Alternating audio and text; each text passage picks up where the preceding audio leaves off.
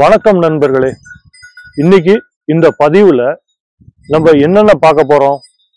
முதல்ல பப்பாளி பழம், பப்பாயாவோட பெனிஃபிட்ஸ், நன்மைகள் என்ன அப்படிங்கிறத பார்க்க போறோம். பப்பாயா வானரங்களுக்கு ஏன் பிடிக்குதுன்னு பார்க்க போறோம். வானரங்களுக்கு பப்பாயா தரதை பத்தி நம்ம இப்ப பார்க்க போறோம். இந்த பப்பாளி பழம் நரம்பு மற்றும் தசைகளுக்கு மிகவும் ஒரு ஆரோக்கியத்தை தருது. ரெண்டாவது, இது புண்களை குணப்படுத்துது. இது கண்களுக்கு ரொம்ப நல்லது. இது சுவாச நோயை கட்டுப்படுத்துகிறது. இது கேன்சர் நோயை குணப்படுத்துது. இதுல விட்டமின் ஏ, விட்டமின் சி ரொம்ப அதிகமா இருக்கு. இது குடல் புழுக்களை வெளியேற்றுது. புரதத்தை பிரேக் பண்ணுது, புரோட்டீன்ஸை பிரேக் பண்ணுது. வயிற்றுல இருக்க குடல் புழுக்களை வெளியேற்றுது. வெயிட் லாஸ் அதுக்கு ரொம்ப முக்கியமா இதை சாப்பிட்றாங்க பப்பாளி பழத்தை. இந்த பப்பாளி பழத்தோட இலைகள் டயாபெட்டிஸ் மெல்லிட்டஸ், நீரிழிவு நோய்க்கு ரொம்ப உபயோகமா இருக்கு. பெண்களுக்கு முகத்துல இருக்கிற அக்னி வல்காரிஸ் அப்படிங்கிற அந்த தோல் நோயை குணப்படுத்துது. பல்வலிக்கு ரொம்ப நல்லது இந்த பப்பாயா. அது மட்டும் இல்லாம பப்பாயாவோட இலைகள் நீரிழிவு நோய், அதாவது டயபெட்டிஸுக்கு நல்லது. நீரிழிவு நோய் டயபெட்டிஸுக்கு நல்லது. வீக்க எதிர்ப்பு தன்மை, அதாவது வீக்க எதிர்ப்பு தன்மை, ஸ்வெல்லிங், இதுக்கெல்லாம் பப்பாயா யூஸ் பண்ணலாம். அது மட்டும் இல்லாம இம்யூன் பவர், இம்யூனிட்டி, அதாவது நோய் எதிர்ப்பு தன்மை, இதுக்கு பப்பாயாவை சாப்பிடுவாங்க. பெண்களுக்கு மாதவிடாய், மென்சுரல் டிசார்டர்ஸ், மென்சுரல் பெயின், இந்த மாதிரி விஷயத்துக்கு எல்லாமும் பப்பாயா ரொம்ப நல்லது. கந்தாசிரமம் பகுதியில, அதாவது ஒரு வனப்பகுதி தான், கந்தாசிரமம் முருகன் கோயில் சேலத்துல இருக்கு. அது ஒரு மலை சார்ந்த வனப்பகுதி. அந்த இடத்துல இருக்கிற வானரங்களுக்கு பப்பாளி பழத்தை உணவா கொடுக்கணுன்ற ஒரு நோக்கத்துல பப்பாளி பழத்தை வாங்கி பப்பாளி மற்றும் வாழைப்பழத்தை வாங்கி அதை கட் பண்ணி அவங்களுக்கு உணவா தரணும்னு தான் நம்ம வந்திருக்கோம். இந்த மாதிரி ஒரு விஷயம் பண்ணும்போது நம்ம மனது நிறைவடைகிறது. இந்த பிரபஞ்சம், இந்த உலகம் மனிதர்களுக்காக மட்டும் படைத்ததல்ல, வானரங்கள் போன்ற நிறைய உயிரினங்களுக்கும் நம்மால ஆன உதவியை நம்ம செய்யணுன்ற ஒரு நோக்கத்துல தான் நம்ம இத பண்ணிட்டு இருக்கோம். ராமாயண காலத்துல ராவணன் சீதைய தூக்கிட்டு போயிடுறாரு. சீதையை கண்டுபிடிக்கிறதுக்காக ராமர், லட்சுமணர், வானரங்களின் தலைவனான சுக்ரீவன், அனுமன், இவங்கெல்லாம் சேர்ந்து போராடுறாங்க. ஒரு ஸ்டேஜில் அவங்க போகும்போது ஒரு பகுதியோட எண்டுல ஒரு பெரிய கடல், சமுத்திரம் ஸ்டார்ட் ஆகுது. அதுதான் இலங்கைக்கு, அந்த பக்கம் இலங்கை இருக்கு, இந்த பக்கம் கடல். கடலை தாண்டி இலங்கைக்கு எப்படி போறதுன்னு தெரியல. எப்படி சீதா பிராட்டியை கண்டுபிடிக்கிறதுங்கிறது ரொம்ப சேலஞ்சிங்கா இருக்கு.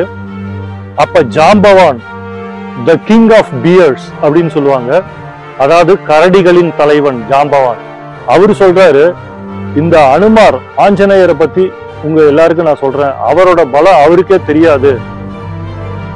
அதனால அவரு முயற்சி பண்ணாருன்னா கண்டிப்பா இந்த கடலை தாண்டி அந்த பக்கம் போயிட்டு இலங்கைக்கு சென்று சீதா பிராட்டி எங்கே இருக்கிறார் என்று கண்டுபிடிக்க அவரால் இயலும் அப்படின்னு சொல்றாரு. அப்பதான் எல்லாரும் அனுமாரோட சக்தியை வியந்து பாக்குறாங்க. அனுமாரு அப்பதான் தன்னோட சக்தியை அவரு உணர்றாரு. விஸ்வரூப தரிசனம் எடுத்துட்டு அவரு அங்கேருந்து பறந்து போய் இலங்கைக்கு போறாரு. இலங்கைக்கு போற வழியில பறக்கும்போது மலைகளும் அந்த சமுத்திரத்துக்கு மேல பறக்கும்போது அவருக்கு பல தடைகள் வருகிறது. அந்த தடைகள் எல்லாம் அவரு கடந்துதான் இலங்கைக்கு போறாரு. அங்க போயிட்டு அவரு சீதா பிராட்டி இருக்கிற இடம் எங்கன்னு கண்டுபிடிக்கிறது அவருக்கு கொஞ்சம் சேலஞ்சிங்கா இருக்கு. கடைசியில தன்னோட உருவத்தை மாத்திட்டு சின்ன உருவமா மாறி அவரு சீதா பிராட்டிக்கு முன்னாடி போறாரு. அசோகவனத்துல சீதா பிராட்டிய பாக்குறாரு. அங்க சீதா பிராட்டிட்ட ராமரோட தூதுவன்னு சொல்லிட்டு தன் கையில இருக்கிற மோதிரத்தையே, அந்த ராமரோட கொடுத்த அந்த மோதிரத்தை அவர் கொடுக்குறாரு. அதுக்கு பதிலா சீதா பிராட்டி தன்னோட கையில இருக்கிற ஒரு ஒரு நகையை எடுத்து கழட்டி கொடுக்குறாங்க. இதெல்லாம் எடுத்துட்டு வந்து அவரு திரும்பி இங்க வராரு. வந்த இடத்துல அவரு ராமர் லக்ஷ்மணர் இவங்கெல்லாம் பார்த்துட்டு இந்த மாதிரி விஷயத்த சொல்றாரு. நான் சீதாவை கண்டேன், சீதா பிராட்டியை கண்டேன், சீதையை அப்படின்னு சொல்லிட்டு மனமுருக சொல்றாரு. அப்ப எல்லாரும் ரொம்ப சந்தோஷப்படுறாங்க. வானர சேனைகளை திரட்டிட்டு இலங்கைக்கு போறதுக்கு உண்டான விஷயங்களை பத்தி ஆலோசிக்கிறாங்க. அவர் இலங்கையில சீதா பிராட்டியை பார்க்க போகும்போது அவரை பிடிச்சிட்டு போய் ராவணனுக்கு முன்னாடி நிறுத்தி அவங்க வந்து ராவணன் வந்து இவரை அனுமாரை வந்து முடிஞ்ச அளவுக்கு டிஸ்டர்ப் பண்றாரு, தொந்தரவு பண்றாரு. வால்ல வந்து நெருப்பு வச்சிடறாங்க. அந்த நெருப்போட அவரு இலங்கையை தீக்கிரையாக்கினார். தீக்கிரையாக்கிட்டு வரும்போது ஒருவேளை அவரு மனசு சங்கடப்படுது, ஒருவேளை சீதா பிராட்டிக்கு அவங்க இருக்கிற அசோகவனத்துக்கு ஏதாவது ஆயிருக்குமான்னு. ஆனா நல்ல வேளை எதுவும் ஆவல, நல்லபடியா இங்க வராரு. இங்க வந்தவுடனே அவரோட அந்த வியப்புக்குரிய செயலை பார்த்துட்டு எல்லாரும் பாராட்டுறாங்க. ஆக இந்த விஷயத்துல இருந்து நமக்கு என்ன தெரியுதுன்னு சொன்னா, அந்த விடாமுயற்சி, பெர்சிவரன்ஸ், அவரோட மன உறுதி, வைராக்கியம், அவரு ராமர் மேல வச்சிருந்த பக்தி, அது மட்டும் இல்லாமல் தன்னலமற்ற ஒரு சேவை, மற்றவருக்காக ஹெல்ப் பண்ணும்போது எதை பத்தியும் இல்லாம சுயநலம் இல்லாத ஒரு சேவை, தட் இஸ் செல்ஃப்லெஸ்னஸ் அப்படின்னு சொல்லுவாங்க ஆங்கிலத்துல. இதெல்லாம் இதான் நம்ம வந்து இந்த விஷயத்துல ராமர் மீது அவர் கொண்டு இருந்த அந்த பக்தியையும் அனுமானோட அந்த தன்னலமற்ற அந்த ஒரு சேவையை நம்ம பார்க்க முடியுது.